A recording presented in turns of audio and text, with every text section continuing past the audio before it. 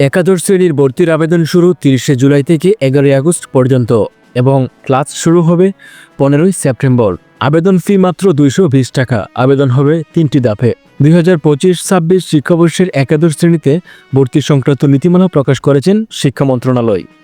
প্রকাশিত নীতিমালা অনুযায়ী এবারও অনলাইনে 3টি ধাপে ভর্তি আবেদন গ্রহণ করা হবে। প্রথম ধাপে আবেদন প্রক্রিয়া শুরু হবে আগামী 30শে জুলাই থেকে 11ই আগস্ট পর্যন্ত। প্রথম ধাপের ফলাফল প্রকাশিত হবে 20শে আগস্ট রাত 8টায়। এরপর বাকি 2 ধাপের আবেদন, ফল প্রকাশ, নিশ্চয়ন ও চূড়ান্ত ভর্তি কার্যক্রম সম্পন্ন হবে। পরে 15ই সেপ্টেম্বর থেকে একাদশ শ্রেণীর নিয়মিত ক্লাস শুরু হবে। নীতিমালা অনুযায়ী শিক্ষার্থীরা অনলাইনে নির্ধারিত ওয়েবসাইটের মাধ্যমে আবেদন করতে হবে এবং প্রতি ধাপের নির্দিষ্ট সময়সূচি মেনে চলতে হবে। নীতিমালায় সই করেছেন শিক্ষা মন্ত্রণালয়ের মাধ্যমিক ও উচ্চশিক্ষা বিভাগের সরকারি কলেজের শাখার উপসচিব মোহাম্মদ আব্দুল কুদ্দুস।